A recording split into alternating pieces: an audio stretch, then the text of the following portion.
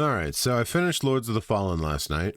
I kind of had some time to let it marinate in my head and just to see how I thought about it after I beat it. I think the game can be sometimes as beautiful as it is ugly. Some areas in the game aren't that appealing. They don't look nice. They kind of look cluttered and kind of just all the same color. But then you have places that are absolutely stunning. And you look at it and you're like, wow, this is even more fantastic than anything I maybe even saw in like Dark Souls. The locations look really good and nice, and they're pretty impressive. Like in the distance, there's this giant hand that you can see. And some of the ways the levels are designed, you're like on the side of this mountain, and you can look around and you can look down and you can see all the places you've been. Sometimes maybe even where you have to go. And it all kind of connects back together. And it's like that, original Dark Souls where the world kind of just all comes together. And I like that a lot. I really liked the way everything looked. I liked, and sometimes I didn't though. Like I said, sometimes it would be a little ugly and things are just meh, kind of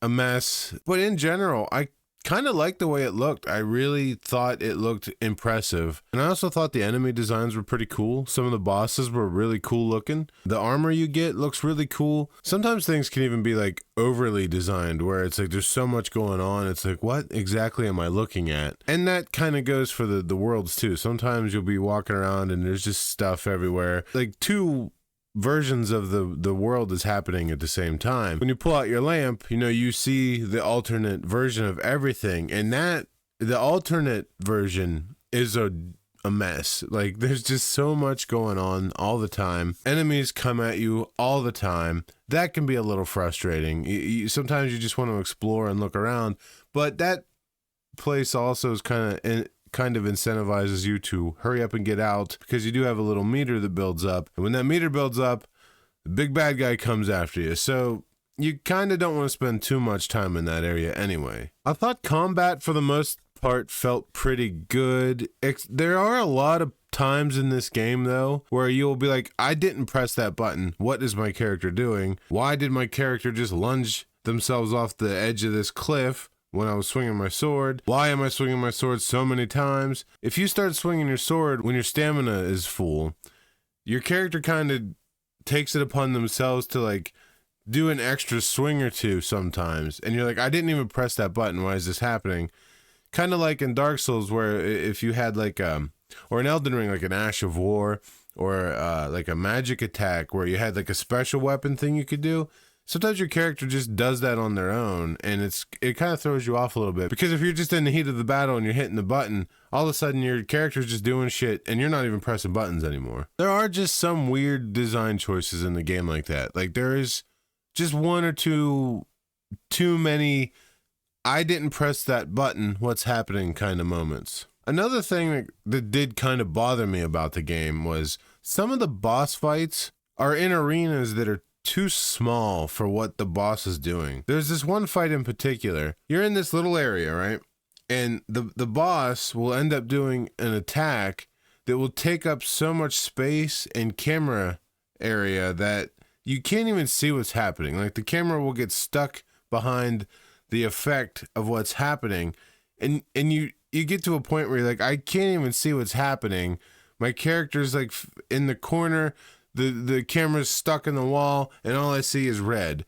And that can be a little frustrating when the boss arena is just like a square, but the boss is doing all these cool things and you really don't have a lot of room to move around. And it's almost a shame because some of the bosses have these really cool abilities, but they're confined to a very small place to even do them. I did play this game pretty much without any help from the internet. There was only maybe one or two things I had to look up because I just couldn't figure it out. But other than that, I pretty much played it without any help. I just wanted to discover everything on myself. Probably took me about almost 70 hours to beat the game. Apparently there's a lot of optional areas you can go to because I went to a lot of places. It was kind of rewarding to go there and do the thing that was there. It didn't really push me forward in the game. So there's a lot of moments where you're like, oh, I found this new thing. This is where I got to go. Just to kind of be met with, oh, well, I accomplished this, but that's not what I need to do to progress the game. there are these beacons around the world that you can go to and you can cleanse them, and that seems to push the story toward the end. And sometimes figuring out how to get to those beacons is a mystery because it took me a long time, and that's probably why it took me almost 70 hours for the first playthrough. It's because some of the beacons I just couldn't figure out how to get to. You would go back to a place you've been before, but all of a sudden there's like a thing blocking your door, so you got to go like another way and find your way back to that. But by the time you get back to that, it doesn't matter anymore because you've already been on the other side of the door to open it, if that makes sense. But then, like, you will realize, oh, this is like this because of this, and now I'm back here again. Now I just keep going this way, but now I got, like, the resting area unlocked. The Umbral area of the game, the alternate version, is kind of a cool idea. There are some really cool things that happen in there, but there's also, like I said, some really frustrating things, like the enemies just never stop coming at you. But luckily, when you are in a boss fight, or you're doing something that is important, that eyeball meter isn't going to fill up during those moments. It kind of leaves you alone and lets you do the thing that you're there to do. The only time it fills up is when you're kind of like exploring around and just kind of playing the game normally, thankfully. There are moments in the game too, though, that feel good. Sometimes fighting feels good, and it's really rewarding and addictive, like Souls games are. Sometimes you're playing it and you're like, wow, I feel like I'm really playing a good Souls game. And sometimes you're playing it and you're like, I feel like I'm playing the worst Souls game. Somehow this game managed to be as good as it is bad sometimes. But there's something about it that kept me coming back. It's been the only game I've played since it came out, and it held my attention the whole time. I had moments where I was like, frig this game. And I had moments where I'm like, heck yeah, I love this game. It seems kind of like the developers kind of went all out on the game too. And there's so much to do and so many things to find and just so many secrets to apparently there's multiple endings, and they did a pretty good job with just giving you content in the game to give you something to do, and it never, at least to me, felt like busy work. In like typical Souls fashion, you really don't know what you're doing, especially if you don't look up anything. So it is pretty rewarding though to progress in the game on your own and be like, oh, now I can do this thing because I did this thing, and now I can go here and I can see what's over here. And sometimes you will be absolutely blown away by what you see. You'll get to a spot, it'll go down under a hill and it'll come out, and it's just this vast open, like, oh my gosh, I can see so much, and it looks so cool. But it just sucks sometimes that as cool as everything looks, and sometimes as good as it can feel to play, sometimes it'll swap it and it'll feel awful and it looks awful, and there'll be moments you're like, I'm done.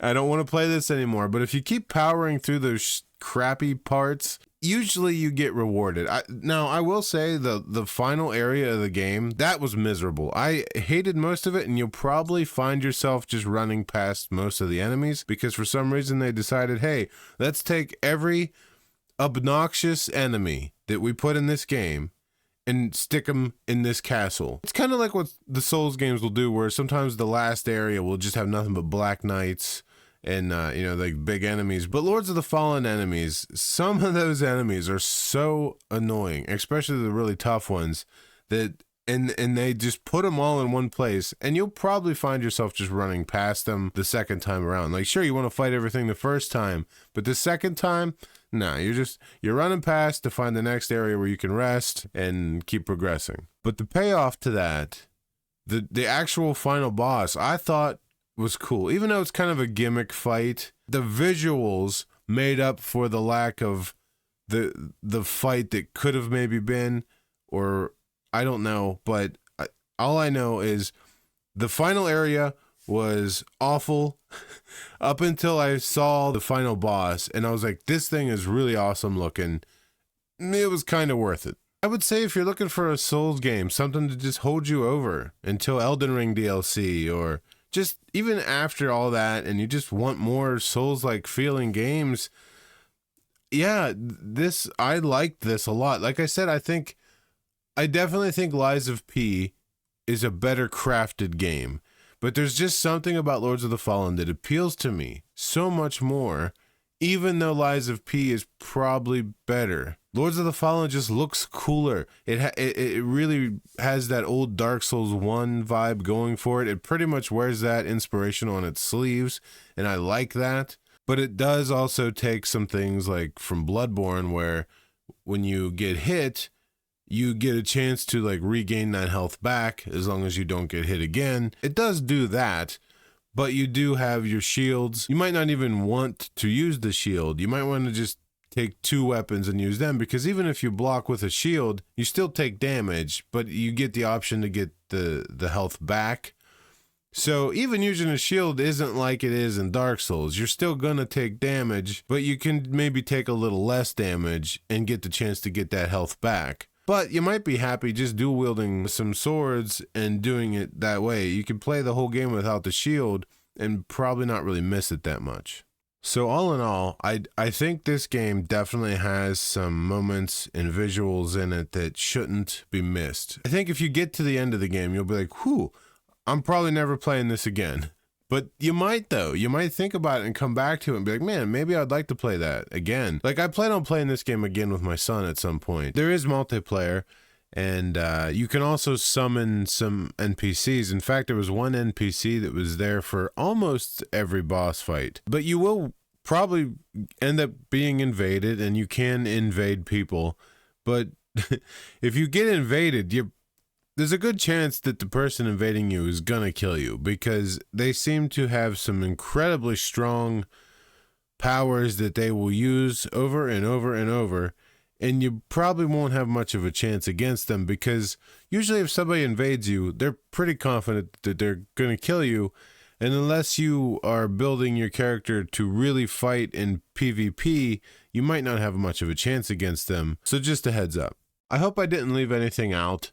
I had so much to say, and I hope I said it all. This game seems to be, for some people, it's really good or it's really bad, and I could understand both points of view. The game really is a beautiful, ugly, fantastic, frustrating, fun, miserable Souls-like. But I'm glad I played it. But I guess that about does it for this video. Hopefully it helped you a little bit. And I do stream on another channel called Ulrich Firelord Streams. I'm sure the link's around here somewhere if that's something you're interested in. I play games over there, and sometimes it just gets a little weird. But if you watch this video, I appreciate it. Thank you very much. It does mean a lot to me. And maybe I'll see you around on the internet again someday.